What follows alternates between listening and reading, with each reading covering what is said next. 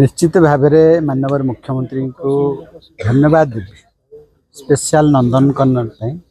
25 वर्ष भितर एत परिमाण जो आमर बजेट रखी ऑलमोस्ट ऑल आमर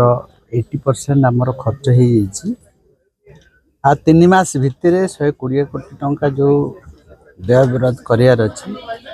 एवं आपण मैंने बुली बुली देखी यदि आम नंदनकानन 66तम फाउंडेशन डे अच्छी ये अवसर आम 19टा क्वाड जो एवं आमर